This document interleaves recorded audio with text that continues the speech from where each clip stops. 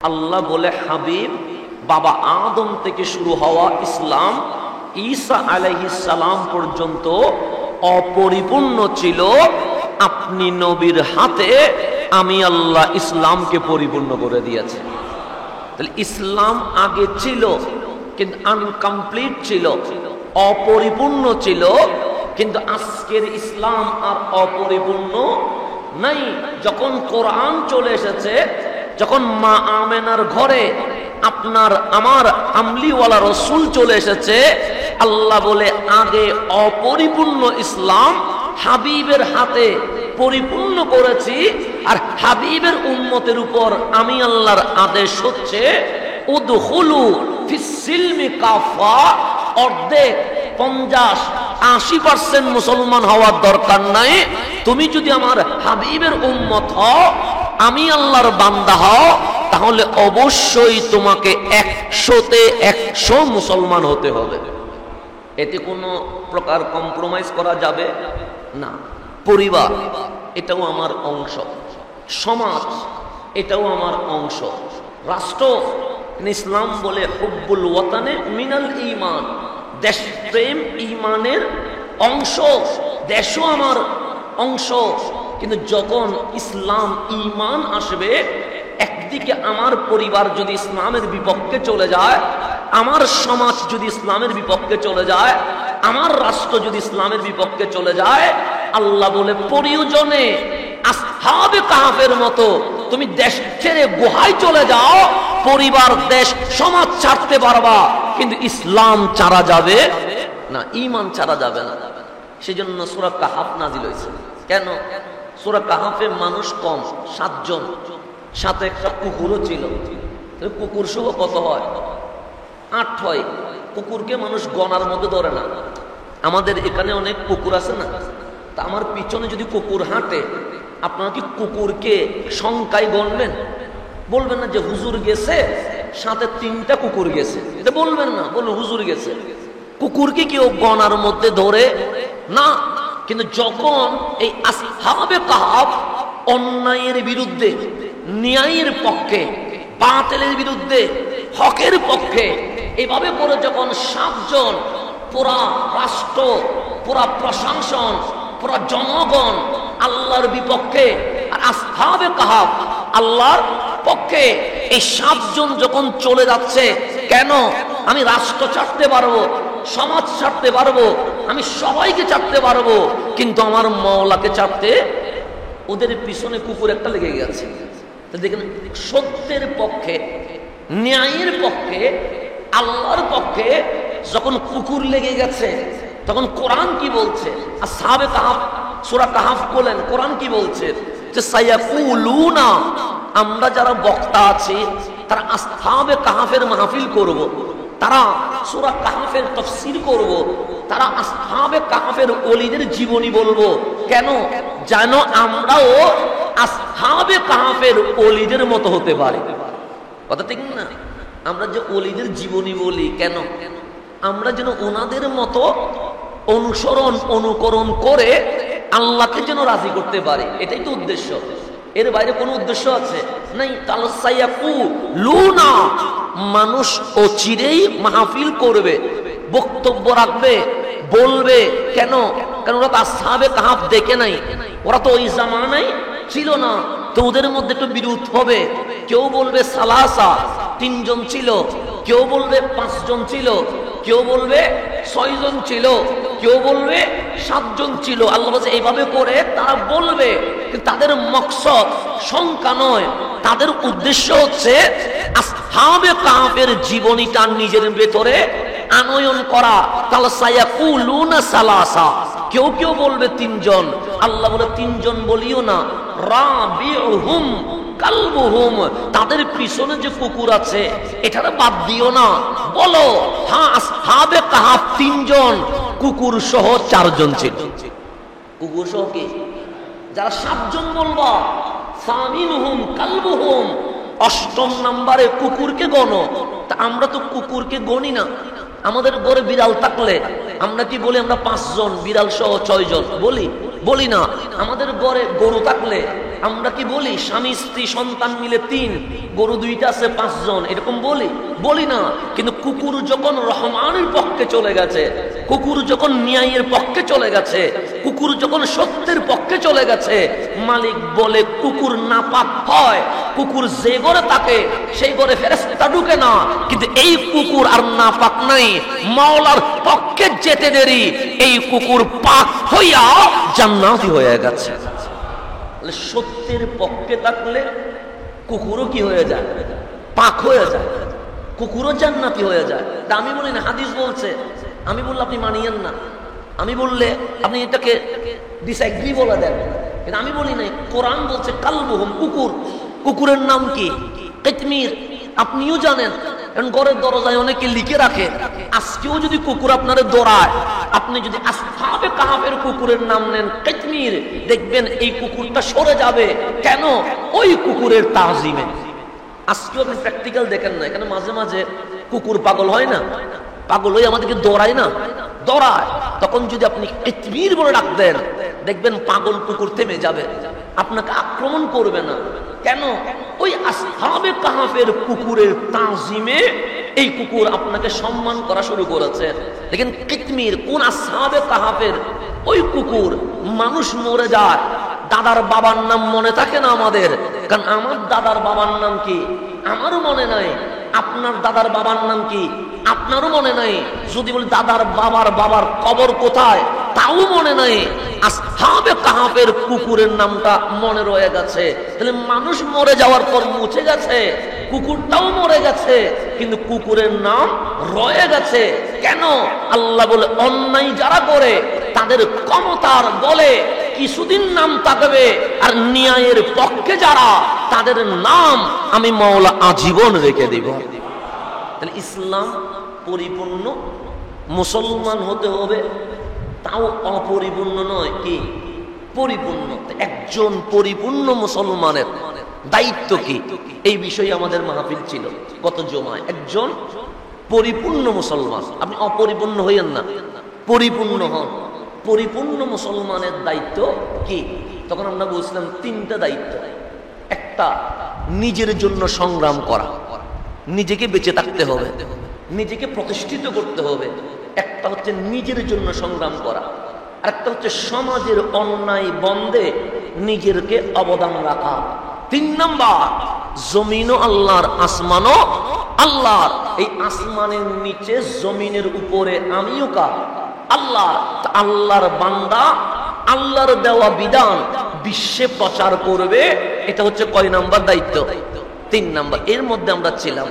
আজকে যেহেতু আমরা 2টা পর্যন্ত আলোচনা করেছিলাম, আজকে আমরা 3টাতে চলে যাব। রব্বুল আলামিন যেন আমাদেরকে আমল করার তৌফিক নসিব করেন। 1 নাম্বার হচ্ছে ব্যক্তি, 1 নাম্বার কি? 2 নাম্বার হচ্ছে গোষ্ঠী, 2 নাম্বার কি? 3 নাম্বার হচ্ছে সমষ্টি। এটা জিনিস মনে রাখবেন, 1 ব্যক্তি, 2 গোষ্ঠী, 3 সমষ্টি। ব্যক্তি মানে আমি আপনি, আমরা হচ্ছে কি ব্যক্তি। গোষ্ঠী মানে আমার মা, আমার বাবা, আমার ওয়াইফ, আমার সন্তান, আমার চাচা মামা যারা আছে, সমাজ, এটার নাম কি? গোষ্ঠী। আর পুরা বাংলাদেশ বিশ্ব হচ্ছে সমষ্টি। শুধু বাংলাদেশ না, পুরা বিশ্বটা হচ্ছে কি সমষ্টি। ইসলাম কি নিয়ে ভাবে? ইসলাম ব্যক্তি নিয়ে ভাবে। ইসলাম কি নিয়ে ভাবে? গোষ্ঠী নিয়ে ভাবে। ইসলাম কি নিয়ে ভাবে? সমষ্টি নিয়ে ভাবে। আগে ইসলাম বলবে ব্যক্তি, তুমি মানুষ হও। তুমি কি হও? মানুষ। একটা মানুষ হওয়ার জন্য যা যা লাগে ইসলাম সবটাই দিয়েছে। এটা হচ্ছে ব্যক্তি। এখন ব্যক্তি মদ খায়, ব্যক্তি কি খায়? মদ খায়। ব্যক্তি জুলুম করে, ব্যক্তি মানুষের উপর অত্যাচার করে, কার উপরে? মানুষের উপর। এটা হচ্ছে সমাজ। এটা কি? সমাজ। একটা ব্যক্তি যদি মদ খায়, সমাজের উপকার হবে না অপকার হবে? অপকার হবে। একটা ব্যক্তি যদি চুরি করে, সমাজ কি ভালো হবে না খারাপ হবে? খারাপ হবে। একটা ব্যক্তি যদি জুলুম করে, রক্তপাত করে, সমাজের মধ্যে অন্যায় হবে না ন্যায় হবে? অন্যায় হবে। তখন ইসলাম বলে সমাজ রক্ষায় ব্যক্তিকে শাস্তির আওতায় আনতে হবে। কিসের আওতায়? কি রক্ষায়? সমাজের চুরি করলে হাত কেটে দাও। কেন? একজনের হাত কাটলে পুরা সমাজের মধ্যে জীবনে ভয়ে আর কেউ চুরি করবে। মদ খাইলে তার উপরে শাস্তি প্রয়োগ করো, ইসলামী হুকুম প্রয়োগ করো। কেন? একজনের উপর মাইক দিলে বাকি আর কেউ ভয়ে মদ ধরবে না। খুন করলে খুনের বদলায় তার গর্দান উড়াইয়া দাও। কেন? একজন খুনির শাস্তি যদি প্রকাশ্যে হয় এই সমাজে জীবনে কেউ আর খুন করবে না। অন্যায় করলে তাকে সামাজিক ভাবে বয়কট করে দাও। একজনের ভয়ে বাকি কেউ অন্যায় করবে না। তাহলে প্রথমে ব্যক্তি, এরপর গোষ্ঠী। ব্যক্তি যদি পাপ করে, অপরাধ করে, গোষ্ঠীর কল্যাণে ইসলাম বলে ব্যক্তিকে কি দাও? শাস্তি দাও। এখন হচ্ছে গোষ্ঠী, আর তার উপর আছে কি? সমষ্টি। একটা গোষ্ঠী যদি খারাপ হয় একটা দেশের উপর প্রভাব পড়ে। একটা দেশ যদি খারাপ হয় একটা বিশ্বের উপরে কি পড়ে? প্রভাব পড়ে। পড়ে কি পড়ে না? পড়ে। সারা বিশ্বে কি সবাই খারাপ না? এক রাষ্ট্র ইসরায়েল খারাপ, এই ইসরায়েলের কারণে আজকে সমগ্র বিশ্ব অস্থির হয়ে আছে। আছে না? নাই? আছে। ফিলিস্তিন কেন? নির্যাতনের ভূমির নাম, একটা অধিকার হারানো মানুষের নাম। সেই জন্য যেখানে আমরা রক্ত দেখি সেটাকে আমরা ফিলিস্তিন বলি। আমরা কি বলি? যেখানে হানাহানি হয় আমরা বলি ফিলিস্তিন। এখন একটা রাষ্ট্রের নাম নয়, মজলুমের নাম ফিলিস্তিন। জুলুম যেখানে হয় ওই জায়গার নাম ফিলিস্তিন। রক্তে যেখানে লাল হয় ওই জায়গার নাম ফিলিস্তিন। এখন ফিলিস্তিন শুধু একটা দেশের নাম নয়, যেখানে অন্যায় দেখবেন সেখানে ন্যায়ের পক্ষে যারা দাঁড়াবে সবার নাম ফিলিস্তিনি হয়ে যাবে। সবার নাম কি হয়ে যাবে? ফিলিস্তিনি হয়ে যাবে। যেখানে রক্ত, ভূমিটার নাম ফিলিস্তিন হয়ে গেছে। যেখানে খুন খারাপি, এটার নাম এখন কি হয়ে গেছে? কেন? মানুষ জানে জালেমের নাম ইসরায়েল, মজলুমের নাম ফিলিস্তিন। মানুষ জানে, নতুন করে আর বলার কোন দরকার। রাষ্ট্র খারাপ কয়টা? একটার কারণে সারা বিশ্বে প্রভাব পড়ছে কি পড়ছে না? পড়ছে। তখন ইসলাম কি বলে? ওই একটা রাষ্ট্রকে দমিয়ে দিলে পুরা সমষ্টি কি থাকবে? শান্তিতে থাকবে। প্রয়োজন রাষ্ট্র দমিয়ে দাও, এরপরও বিশ্বকে শান্তি দাও। এটার নাম কি? ইসলাম। তাহলে ইসলাম গোষ্ঠী নিয়ে ভাবে, ব্যক্তি নিয়ে ভাবে, সমষ্টি নিয়ে ভাবে। তো ইসলাম আমাকে বলছে ব্যক্তিগত পর্যায়ে সংগ্রাম করো। কেন? তুমি নিজে ঠিক না হইলে সমাজ ঠিক হবে না। তোমার ঘরে পর্দা না থাকলে বাহিরের ঘরে পর্দা করবে না। তোমার ঘরে ন্যায় না থাকলে তুমি অন্যায়ের বিপক্ষে বললে মানুষের ভেতরে সেটা আসর করবে না। সেই জন্য ইসলাম আমাকে বলছে তুমি হালাল চাকরি করো, তুমি হালাল ব্যবসা করো। তোমার ওয়াইফ, তোমার পরিবার, তোমার মা বাবাকে রিজিকের সন্ধানে তুমি সংগ্রাম করার পাশাপাশি তুমি দোয়া করো। মালিক কি দোয়া করব? আল্লাহুম্মা আইন্না আলা যিকরিকা ওয়া শুকরিকা ওয়া হুসনি ইবাদাতিকা। মালিক তুমি যদি সাহায্য না করো আমি জীবনে কখনো তোমার শুকরিয়া আদায় করতে পারবো না। তুমি যদি আমাকে সাহায্য না করো আমি তোমার জিকির করতে পারবো না। তুমি যদি আমাকে মসজিদে কবুল না করো আমি জীবনে কখনো সিজদা দিতে পারবো না। আজকে অনেক মানুষ মুসলমান কিন্তু মসজিদ আসতে পারছে কেন? আল্লাহ কবুল করে নাই। অনেক মানুষ হকের পক্ষে কথা বলতে পারছে কেন? আল্লাহ কবুল করে নাই। তাহলে কবুল না করলে মালিক আমার পক্ষে সম্ভব নয়। কারণ মুসলমান মানে মালিক কবুল করতে হবে, না হলে আপনি সিনেমায় যাবেন মানে কবুল করে নাই। আমি যখন একজন মানুষের উপর অ্যাটাক করছি মানে কবুল করে নাই। আমি যখন কাউকে গালি দিচ্ছি তার মানে আল্লাহ আমাকে কবুল করে নাই। আমার হাত থেকে যখন মানুষ মুসলিম নিরাপদ নয় তার মানে আল্লাহ আমাকে কি করে নাই? কবুল করে নাই। আমি যখন মানুষের উপরে হামলা, অত্যাচার, নিপীড়ন করছি তার মানে আল্লাহ আমাকে কবুল করে নাই। আযান দেওয়ার পরেও যখন আমি মসজিদে আসতে পারি নাই তার মানে আল্লাহ আমাকে কবুল করে নাই। আমার মা বাবা থাকার পরেও যখন আমি মা বাবার খেদমত না করে বৃদ্ধাশ্রমে পাঠিয়ে দিয়েছি তার মানে আল্লাহ আমাকে কবুল করে নাই। হালাল পন্থায় চলতে পারি এরপরেও যখন হারামে চুক গেছে তার মানে আল্লাহ আমাকে কবুল করে নাই। তো আল্লাহ বলছে তুমি দোয়া করো। মালিক কি দোয়া করব? সে বলো আল্লাহুম্মা আইন্না আলা যিকরিকা ওয়া শুকরিকা ওয়া হুসনি ইবাদাতিকা।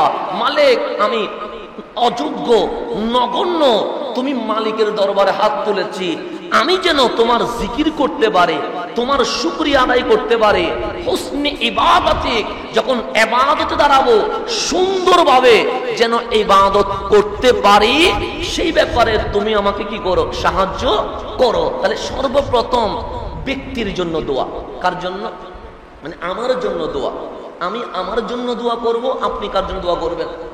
আপনার জন্য। এটা হচ্ছে ইসলাম বলছে। ব্যক্তি তুমি নিজে ঠিক করো, তুমি ঠিক না হইলে জীবনে কখনো ঠিক হতে পারবে না। সেই জন্য আমার রসুলের একদম দুলনা থেকে 17-18 এই জওয়ান বয়স পর্যন্ত শুধু নিজের মেসেজ দিচ্ছে। ব্যক্তি কেন? কখনো লেনদেন করে প্রমাণ করেছেন আমি ব্যক্তি ঠিক, কখনো সংসার করে প্রমাণ করেছেন আমি ব্যক্তি ঠিক, কখনো বিয়ে করে প্রমাণ করেছেন আমি স্বামী হিসেবে ঠিক, কখনো সন্তান পয়দা করে প্রমাণ করেছেন আমি বাবা হিসেবে ঠিক, কখনো নাতি নাতনিকে কোলে নিয়ে প্রমাণ করেছেন আমি নানা হিসেবে ঠিক, কখনো সমাজের মধ্যে নেতৃত্ব দিয়ে প্রমাণ করেছেন আমি নেতা হিসেবে ঠিক, কখনো অন্যায় বাতিলের বিরুদ্ধে দাঁড়িয়ে প্রমাণ করেছে ন্যায়ের পক্ষে।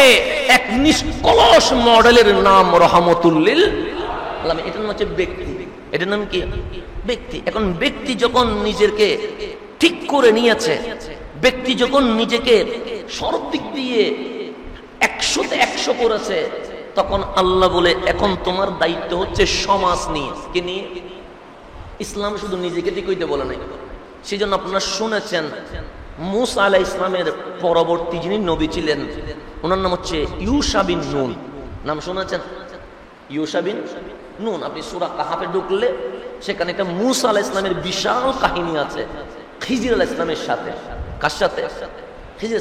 এটা সূরা কাহাফের। সেখানে মুসা আলাইহিস সালামের খাদেম যিনি ছিলেন, সঙ্গী যিনি ছিলেন, উনি ছিলেন ইউশা বিন নুন। ওনাকে আল্লাহ বলছেন, ইউশা, আমি তোমার এলাকায়, তোমার মহল্লায় অচিরেই আযাব দিব, 60,000 মানুষকে ধ্বংস করে দিব। কয় হাজার? তোর মধ্যে 30,000 খারাপ আর 30,000 ভালো। কয়টা হইল? দুইটা। মানে এখানে শুধু খারাপ মারবো না, মারার মধ্যে কিও মারবো, ভালো মারবো। তাও সংখ্যা কম না, সমান সমান 60,000 মানুষ আজকে ধ্বংস করে ফেলবো। তার মধ্যে 30,000 খারাপ, খুনি, বেবিচারী, মদখোর যা আছে এর মধ্যে 30,000। আর 30,000 কি? ভালো, যারা নামাজ পড়ে, রোজা রাখে, হজ করে, জিকির করে, তাওরাত পড়ে, এরকম ভালো মানুষ মারবে।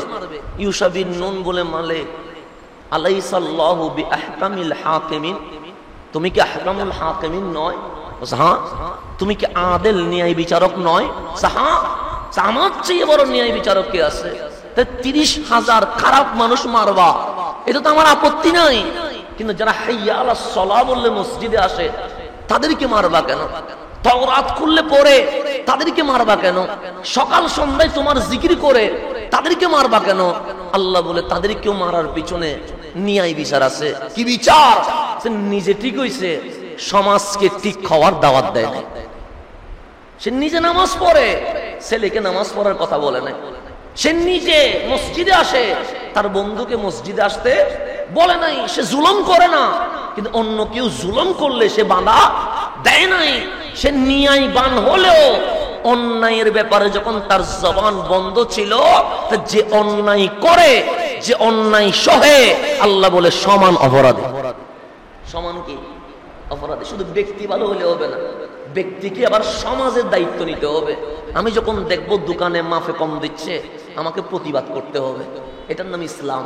আমি যখন দেখবো রাস্তায় কেউ কারো উপরে জুলুম করছে, আমাকে অবশ্যই প্রতিবাদ করতে হবে। আমি যখন দেখবো রিক্সাওয়ালাকে কেউ ভাড়া কম দিচ্ছে, অবশ্যই আমাকে তার পক্ষে, মুসলিমের পক্ষে দাঁড়িয়ে তার ভাড়াটার ন্যায্য অধিকার তাকে ফিরিয়ে দিতে হবে। হ্যাঁ, এখানে আমার কোনো দায়িত্ব নাই। রিক্সাওয়ালা 5 টাকা কম পাইলে আমার কোনো ক্ষতি আছে নাই, কিন্তু আমার দায়িত্ব কি? ওই 5 টাকা যেন ও পায়, সেই জন্য কি করা? আমাকে কথা বলা। এটার নাম কি? ইসলাম। নিজে ঠিক হইলে হবে না, সমাজকে ঠিক করতে হবে, রাষ্ট্রকেও কি করতে হবে। তো সেই জন্য আল্লাহ বলছেন সূরা আসর, সবচেয়ে সূরা সবচেয়ে ছোট, যেটার চেয়ে এরকম ছোট সূরা আছে, সূরা কাউসার আছে, সূরা আসর আছে। আমরা যদি তাড়াহুড়ায় থাকি, নামাজের মধ্যে 2টা সূরা পছন্দ করি, একটা সূরা আসর আর একটা সূরা কাউসার তাড়াতাড়ি করার জন্য, স্বাভাবিক বিষয়। কারণ কেউ যদি তাড়াহুড়া করি তখন কি করি, 2টা সূরা ঘুরাইয়া ফিরাইয়া পড়ে নামাজ কি করে ফেলি, শেষ করে ফেলি। ইমাম শাফি বলে সূরা আসর দেখতে ছুটো, দেখতে কি, যদি কোরআন হারিয়ে যায়, কোরআন তো হারাবে না, কারণ কোরআনের হেফাজতের দায়িত্ব কে নিয়েছেন, তা আল্লাহ যদি নেয় হারিয়ে যাওয়ার কোনো সম্ভাবনা আছে? তো ইমাম শাফি বলে কিছুক্ষণের জন্য মেনে নিলাম কোরআন হারিয়ে গেছে, কিছুক্ষণের জন্য মেনে নিলাম, এই বিশ্বে কোনো মুসলমান নাই, নতুন করে আমাকে ইসলাম প্রচার করতে হবে, তাহলে কোরআনও নাই, মুসলমানও, তখন কি করব? ইমাম শাফি বলে তোমার কাছে যদি সূরা আসর থাকে, এই একটা সূরা দিয়ে পৃথিবীর জমিনে আবার নতুন করে ইসলামের বিজয়ের পতাকা তোলা সম্ভব হয়ে যাবে। কয়টা সূরা? দেখতে ছোট, আমাদের সিরিঙ্গে ভাষায় বলে দান্ন মরিচ জাল বেশি। কি মরিচ? এই কোরআনে সূরা আসর দেখতে ছোট হইলো কোরআনের পুরা নলেজ মালিক সূরা আসরের ভিতর দিয়ে দিয়েছে। তা আল্লাহ বলেন ওয়াল আসরি, কিসের কসম? আসরের কসম। আমাদের এখন জুমা শেষ হলে কি আসবে? এই আসরের কসম করছে, ওয়াল আসরি, আসরের কসম। মালিক এখানে আসরের কসম করলা কেন? ওয়াল মাগরিবে বলতা, ওয়াল ফজরে বলতা, ওয়াজ জোহরে বলতা, যে কোন একটা বললে তো, ওয়াদ দুহাতে বলতে, ফজর জোহর মাগরিব এশা কত সময় রয়ে গেছে, দুপুর বেলা। ওয়াল আসরি বললা কেন? সে বিকেলটা কিরকম হয়?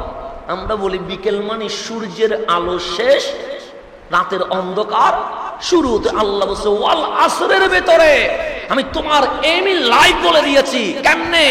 দুনিয়াটা তোমার সূর্যের আলোর মতো, কবরটা তোমার রাতের অন্ধকারের মতো। বান্দা অহংকার করিস না, গর্ব করিস না, মানুষের উপরে ক্ষমতা আছে বলে জুলুম করিস না। ওয়াল আসরি, সূর্য ডুবে গেলে যেরকম অন্ধকার শুরু হয়, তোর জীবনে মালাকুল মউত এসে গেলে ফেরাউনের মতো ক্ষমতা নস্যাৎ হয়ে যাবে। এটার নাম ওয়াল আসরি। আল্লাহ বলছে, আমি বলি না। দেখেন আল্লাহর শব্দ চয়নের মধ্যে কত সাবধানতা। এখানে ওয়াল ফজরে বলতে পারতেন, বলে নাই। ওয়াল আসরি, দিন শেষ, রাত শুরু, আলো শেষ, অন্ধকার। বান্দা এখন দুনিয়াটা তোমার চকচক মনে হলেও সময় আসবে তোমার অন্ধকার।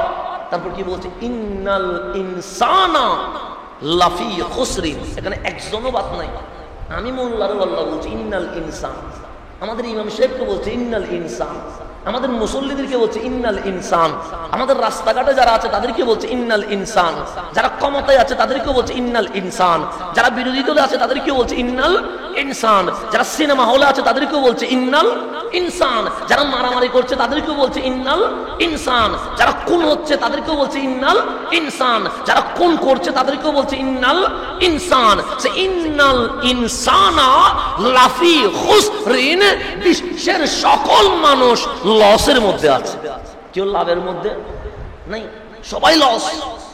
আমিও লসে, হ্যাঁ তুমিও লসে, আপনি আমিও লসে, আল্লাহ হ্যাঁ তুমিও লস। ইন্নাল ইনসানা, ইন্না তাকিদ, নিশ্চয়ই নিশ্চয়, আল ইনসান সমগ্র মানব জাতি, লাফি লামতাকিদ লাফি খুসরিন, কিসের মধ্যে আছে? ক্ষতির মধ্যে আছে, লসের মধ্যে আছে। ইল্লাল্লাযীনা আমানু ওয়া আমিলুস সলিহাত, তবে লাভের মধ্যে কারা জানো? ইল্লা ইস্তিসনা বলা হয়, তবে হ্যাঁ লাভের মধ্যে আছে কারা? সে ইল্লাল্লাযীনা আমানু, যারা ঈমান আনছে, ওয়া আমিলুস সলিহাত, ভালো আমল করেছে, এতটুকুতে বলেন না, ওয়া তাওয়াসাউ বিল হক, হকের পথে যারা পরস্পর সহযোগিতা করেছে। কিসের পথে? এখানে সিঙ্গেল আপনি নামাজ পড়লে হবে না, আপনাকে নামাজের জন্য দাওয়াত দিতে হবে।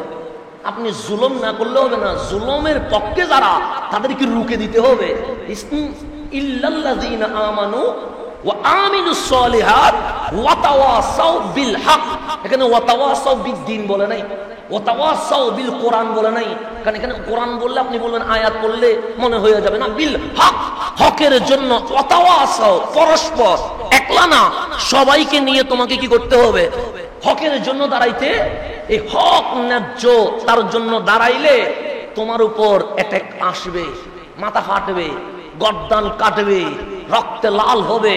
ওয়াতাওয়াসাউ বিস সাবরি, পালায়া যাইও না, ধৈর্য ধরে সামনে ঠেকাও, বিজয় তোমার হাতে চলে আসবে। কোরআন বলছে, আমি বলিনি।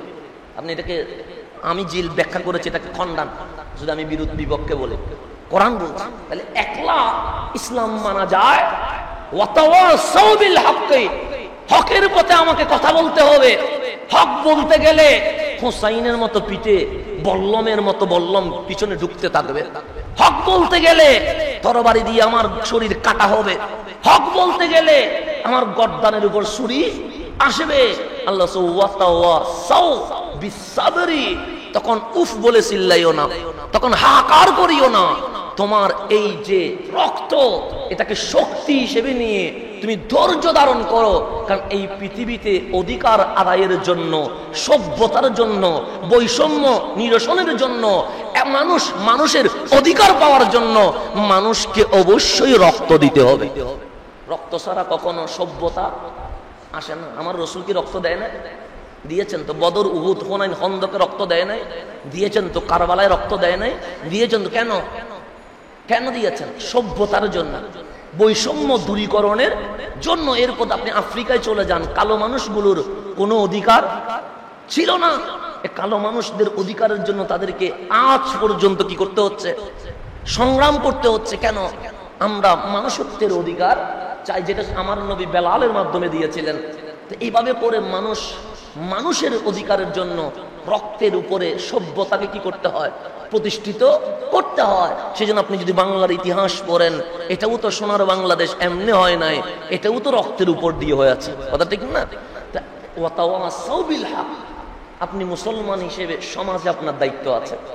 ওয়াতাওয়াসাউ বিল হক, আপনি মাদক বন্ধ করতে হবে, আপনাকে জেনার বিরুদ্ধে বলতে হবে, আপনাকে জুলুমের বিরুদ্ধে বলতে হবে, আপনাকে খুন খারাপির বিরুদ্ধে বলতে হবে। ওয়াতাওয়াসাউ বিল হক, অন্যায় যেখানে ন্যায়ের পক্ষে আপনাকে দাঁড়াতে হবে। নালা রেজাল্ট বলছে ওয়াতাওয়াসাউ বিস সাবর, এই অন্যায়ের বিপক্ষে দাঁড়াতে গেলেই তোমার উপর মুসিবত নামবে। কি নামবে? সবর কখন ধরে? আমার টাকা আছে, সবর ধরতে হবে। বাজারে গেলে কি পাচ্ছেন? পণ্য পেয়ে যাচ্ছেন। যার টাকা নাই ওকে সবর করতে হবে, কারণ ওর টাকা নাই, ও বাজার করবে কেমনে? তাহলে এক বেলা খেলে দুই বেলার না খাওয়ার প্রস্তুতি নিতে হবে, তাকে রোজা রাখার প্র্যাকটিস করতে হবে। কেন? তার নাই। তো তাকে আমরা কি বলবো? সবর ধরো, সবর ধরো। তো সবর কখন হয়? মুসিবতে হয়। ওয়াতাওয়াসাউ বিল হক, যখন তুমি একলা নামাজ পড়বা তোমার কেউ ডিস্টার্ব করবে না। তুমি যখন একলা রোজা রাখবা তোমাকে কেউ ডিস্টার্ব করবে না। তুমি যখন একলা সুদ, ঘুষ, হারামের বিপক্ষে বসে থাকবা তোমাকে কেউ ডিস্টার্ব করবে না। তুমি যখন একলা ন্যায়ের পক্ষে থাকবা তোমাকে কেউ ডিস্টার্ব। কিন্তু ওয়াতাওয়াসাউ বিল হক, তুমি যখন ন্যায় প্রতিষ্ঠা করার জন্য সমাজে নামবে তোমার বিপরীতে অসংখ্য মানুষ কি হয়ে যাবে?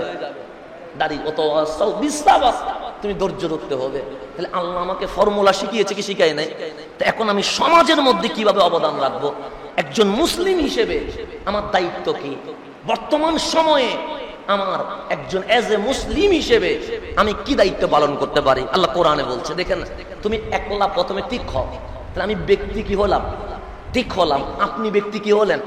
ঠিক হলেন। ঠিক হওয়ার পর আপনি কি করবেন? এটা আপনার সমাজ, এটা আপনার কি সমাজ, এটা আমার সমাজ। আমার সমাজকে ভালো রাখার দায়িত্ব কার? আমার, আপনার। এই দায়িত্বটা আমার, আপনার। রসুলের পাক যদি যত 40 বছর গারে হেরাতে নামাজ পড়েন নাই? পড়ছেন তো। আল্লাহ জিকির করেন নাই? করছেন। রসুল কি কেউ মারছে? না। তখন উনি আল আমিন ছিলেন, তখন তিনি as-সাদিক ছিলেন। কেন? নিজে করেছেন। কিন্তু যখন আল্লাহ বলছেন ইকরা বিইসমি রাব্বিকাল্লাযী খালাক, হাবিব নিজে করলে চলবে? আপনি না রহমাতুল-লিল, নেমে যান, হকের দাওয়াত দেন। নামতে দেরি, আবু লাহাব পাথর ছুটতে দেরি করে নাই? করছে? করে নাই। উটের বড়ি পিঠে তুলতে দেরি করছে? করে নাই। নিজে ঠিক থাকলে কেউ হামলা করে না। নিজে ঠিক থাকার পর অন্যকে ঠিক করতে গেলে আপনাকে অবশ্যই অত্যাচারের শিকার হতেই হবে, এছাড়া কোনো উপায়। তা আল্লাহ বলছে তুমি যখন নিজে ঠিক হইছো, সূরা মায়েদায় আমাকে দায়িত্ব দিচ্ছে, সো ওয়াতাআওয়ানু আলাল বিররি ওয়াত তাকওয়া। তাআওয়ানু মানে পরস্পর সহযোগিতা করো, পরস্পর হেল্প করো, একজন আরেকজনের কাজে আসো কিসের উপরে? আলাল বিররি, সৎকর্মে, ওয়াত তাকওয়া, পরহেজগারিতে। আল্লাহ দুইটা বিষয়ে পরস্পর কি করতে বলছে? সহযোগিতা করতে বলছে। একটা হচ্ছে বীর, বীর মানে সৎ কাজ, আর একটা হচ্ছে তাকওয়া। তাকওয়া মানে কি? পরহেজগার। আপনি দেখলেন কেউ রক্তাক্ত হয়েছে, হসপিটালে নেওয়া, এটা কি কাজ? সৎ কাজ। কেউ বিপদে পড়েছে, সাহায্য করা, এটা কি কাজ? সৎ কাজ। কেউ নামাজ পড়ে না, তাকে নামাজে নিয়ে আসা, এটা কি কাজ? সৎ কাজ। কেউ হারামের মধ্যে আছে, তাকে হালালে নিয়ে আসা, এটা কি কাজ? সৎ কাজ। তাআওয়ানু, তোমরা পরস্পর কি করো? সহযোগিতা করো, সহমর্মিতা প্রকাশ করো। কিসের উপরে? আলাল বিররি, সৎ কাজে, ওয়াত তাকওয়া, পরহেজগারিতে। যেমন সাদাকে সাদা বলতে হবে, কালাকে কালো বলতে হবে। আমি যদি দুইটাই মেনটেন করার চেষ্টা করি, তাহলে এটা হবে নেফাকি। এটা কি? নেফাকে। হয়তো আমাকে এইটাই বলতে হবে, না হলে আমাকে এটাই বলতে হবে। আমি দুইটার মাঝখানে থাকার কোনো সুযোগ নাই, মুজাবজিবিন হওয়ার কোনো সুযোগ। তাই তাকওয়া মানে কি?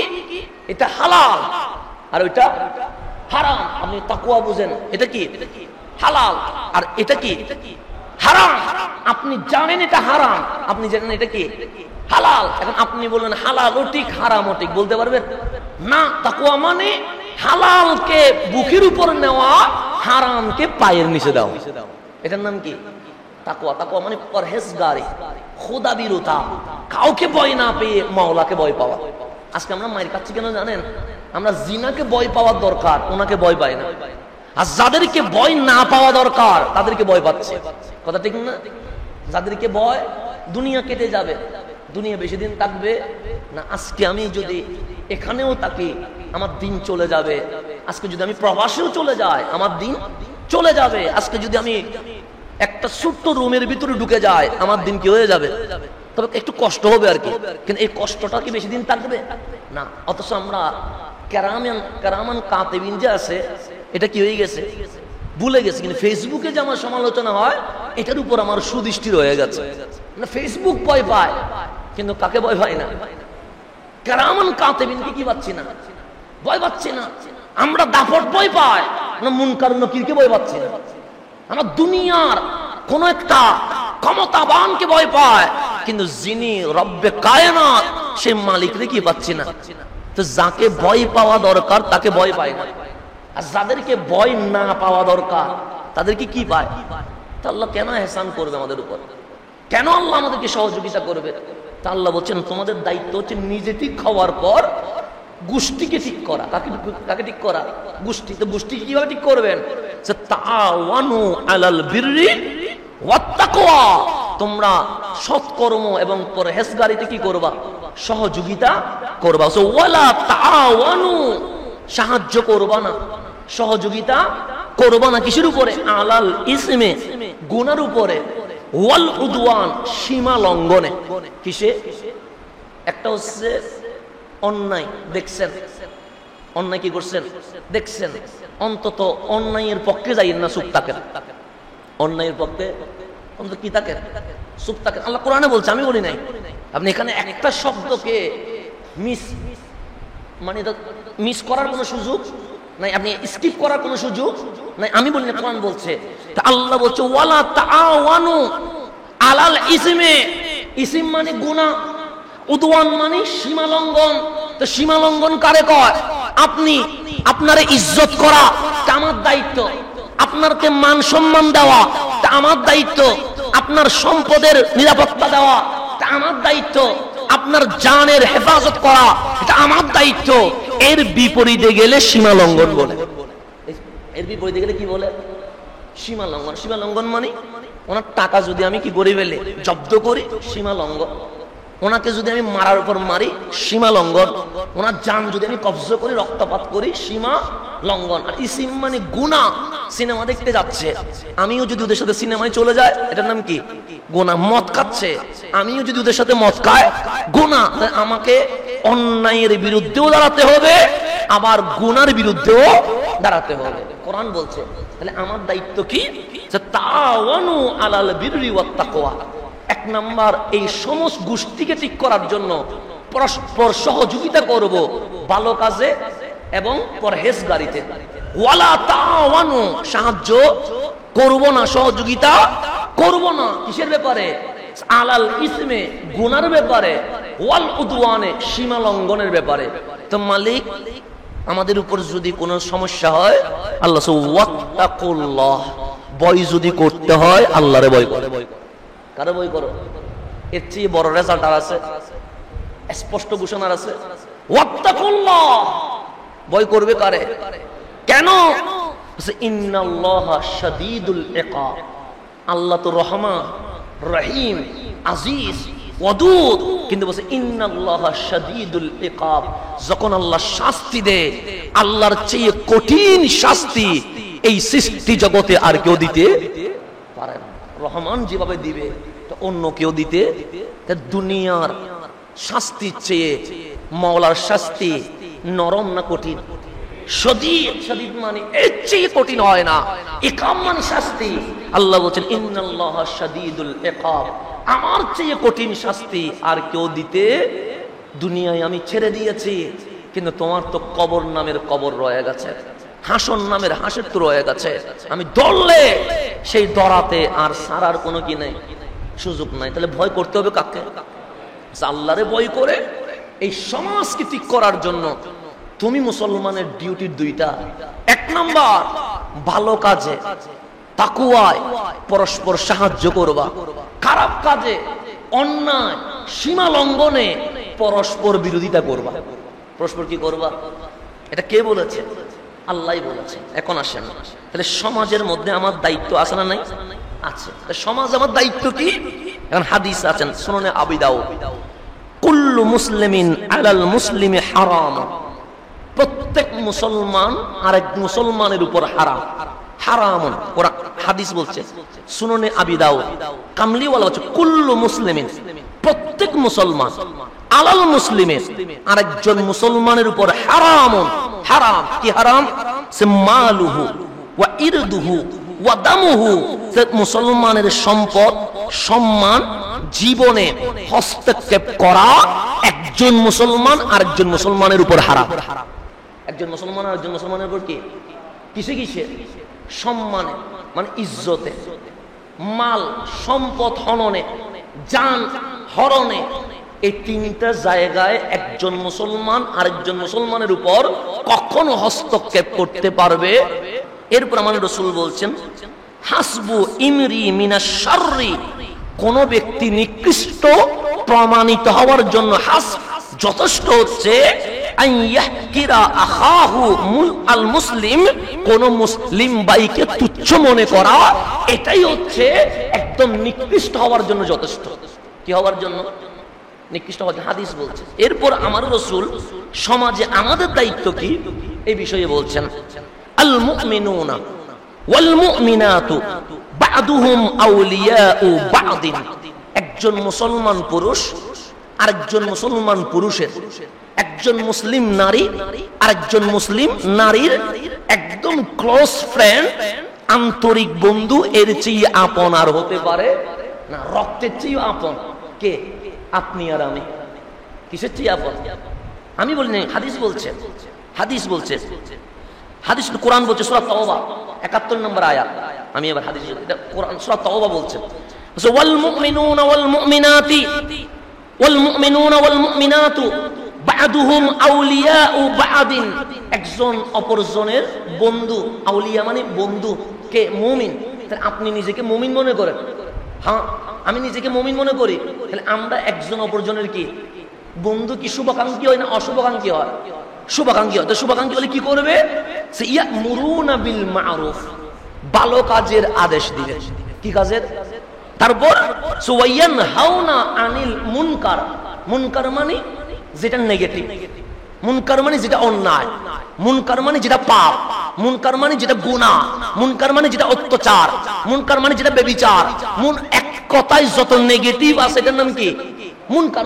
ইয়ানহাউনা শুধু নিষেধ করবে না, ওয়ায়ানহাউনা আনিল মুনকার, যদি কোনো অন্যায় দেখে তাহলে সেখানে বাধা দেওয়া একটা মুমিনের দায়িত্ব। কার দায়িত্ব? মুমিনের দায়িত্ব, আমি বলি না, কোরআন বলছে। তারপর বলছে ওয়া ইউকিমুনাস সালাহ, তারা নামাজ কায়েম করে, একজন না সবাই। তার বলছে ওয়া ইউতুনাজ যাকাত, তারা যাকাত দিবে। তারপর ওয়া ইউতিউনাল্লাহ ওয়া রাসূলাহু, তারা কোন ব্যক্তির অনুসরণ করবে না, তারা আল্লাহ এবং রাসূলের অনুসরণ করবে। কার অনুসরণ করবে?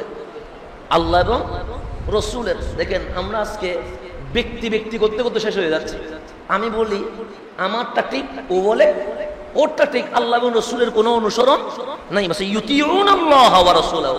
তাহলে আমাদের কাজ কয়টা? 1 নাম্বার ভালো কাজের আদেশ দিবে, 2 নাম্বার অন্যায় কাজের নিষেধ করবে, 3 নাম্বার নামাজ কায়েম করবে, 4 নাম্বার যাকাত দিবে, 5 নাম্বার অনুসরণ করবে আল্লাহ এবং রাসূলের। এই 5টা জিনিস যদি আমাদের বুকে চলে আসে, আল্লাহ বলেছে সাইয়ারহামুহুমুল্লাহ, ও চিরেই আমি আল্লাহ তোমাদের উপর রহমত ঢেলে দিব। সিন মানে ও চিরেই, সাইয়ারহামুহুমুল্লাহ। সিন আসে সৌফা বোঝানোর জন্য, সৌফা মানে আনকরিব, করিব মানে ও চিরেই, মানে এখন তুমি একটু অপদস্থ হলেও, এখন তুমি নির্যাতিত হলেও, সাইয়ারহামুহুমুল্লাহ, ও চিরেই আমি আল্লাহ তোমার উপর দয়া করব। ইন্নাল্লাহা আজিজুন হাকীম, নিশ্চয়ই আল্লাহ প্রজ্ঞাময় এবং প্রজ্ঞাময়। দায়িত্ব দিয়েছেন কে? আল্লাহ। এখন সময় আমার চলে যাচ্ছে, এখনো কয় কাজ করলো? 2 কাজ। একটা হচ্ছে নিজে ঠিক হওয়া, আর একটা হচ্ছে জাতিকে কি করা? ঠিক করা। তাই জাতিকে ঠিক করার জন্য আপনি মুসলিম হিসেবে দায়িত্ব কি?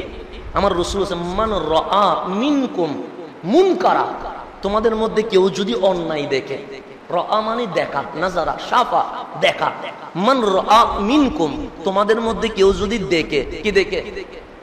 মুনকারা। মুনকার মানে কি? অন্যায়। তো অন্যায় দেখলে কি করবে? সর্বপ্রথম তাকে আল্লাহ হাত পা দিছে, সে হাত দিয়ে অন্যায়কে রুখে দিবে। অন্যায়কে কি করে দিবে? রুখে দিবে। রুখে দেওয়ার দায়িত্ব কার? আপনার। রুখে দেওয়ার দায়িত্ব কার? আমার। কিন্তু পজিশনে দেখলাম অন্যায় যারা করে তারা শক্তিশালী, আপনি কি হয়ে গেছেন? দুর্বল। তো দুর্বলের শক্তিশালী সাথে পারবে না? আপনি ভয় পাচ্ছেন না আমি কেমনে রুখে দিব? আল্লাহর হাবিব বলেন তোমার মুখ আছে? আল্লাহ আছে। তুমি যদি হাত দিয়ে প্রতিবাদ করতে না পারো, অন্তত মুখ দিয়ে প্রতিবাদ করো। কি দিয়ে? মুখ দিয়ে অন্যায়ের কি করো?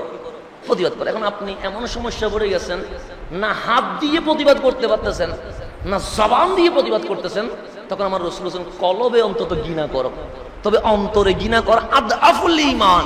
ঈমানের সর্বনিম্ন দুর্বলতা হচ্ছে কি করা? অন্তরে ঘৃণা করা। এখন আমাদের অবস্থা কি হয়েছে? হাতে তো রুখে দেয় না, মুখে তো প্রতিবাদ করি না, অন্তরে ঘৃণা করা দূরের কথা, আমার নিজের স্বার্থের জন্য আমরা অন্যায়ের পক্ষেও কথা বলে। আমরা কিসের পক্ষে?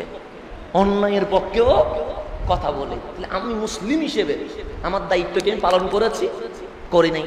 তো সেই জন্য আমরা আপনার শত্রু হলেও আমাদেরকে অন্যায়ের বিপক্ষে কথা বলতে হবে, ন্যায়ের পক্ষে দাঁড়াতে হবে, এর বাইরে যাওয়ার কোনো সুযোগ নাই।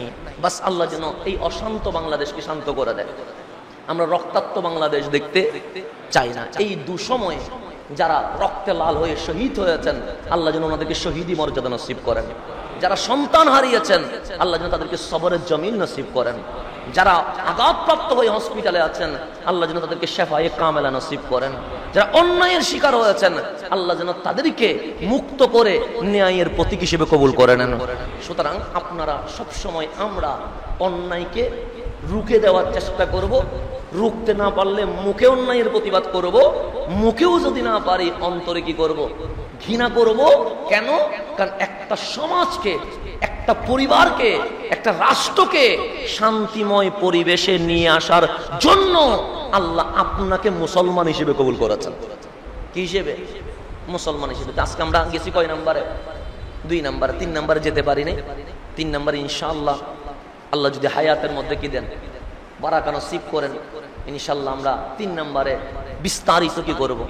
আলোচনা করব। যে 2 নাম্বার চলে গেছে এখানে আর যাব না। আজকে অনেক কিছু রিপিট করছি কেন? আপনি ক্লাসটা যেন বুঝতে পারেন, কারণ ক্লাস তো বুঝতে হবে। কিন্তু আগামী জুমাতে এই 2টা আর রিপিট করা হবে না। আমরা ডাইরেক্ট চলে যাবো কয় নাম্বারে? 3 নাম্বারে। আল্লাহ যেন আমাদেরকে বোঝার তৌফিক নসিব করেন।